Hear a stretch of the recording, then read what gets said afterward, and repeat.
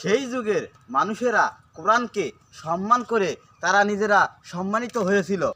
আজ আমরা বিশ্বজুড়ে অপমানিত, লাঞ্ছিত, বঞ্চিত, আর একটাই কারণ তার, আমরা কোরআন থেকে দূরে সরে এসেছি।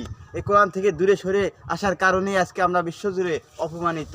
ইতিহাস সাক্ষী, মুসলমানের সাথে যত বড়ই মহাবীর হোক না কেন, যারা লাগতে এসেছিল তারা দুর্বল সিংহের মতো ন্যাস গুটিয়ে পালাতে বাধ্য হয়েছিল। আসমান সাক্ষী, জমিন সাক্ষী, বাতিলের কাছে মাথা নত করার জাতি আমরা না, কাফেরদের কাছে মাথা নত করার জাতি আমরা না।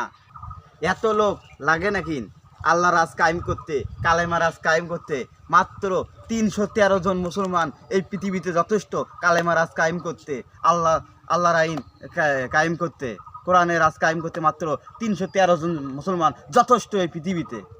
আল্লাহ তাআলা বলেছেন, যদি মোমেন মুতাকিন 10 জন হও তাহলে 100-এর উপরে বিজয় দেব, যদি 100 হও তাহলে 1000-এর উপরে বিজয় দেব। আল্লাহর সাহায্য তো মোমেন মুত্তাকিনদের জন্য। আল্লাহ তাআলা বলেছে, যদি মোমেন হও তাহলে আমার সাহায্য তোমরা পাবেই। তাহলে আমরা কি সেই মোমেন হতে পেরেছি? বলুন।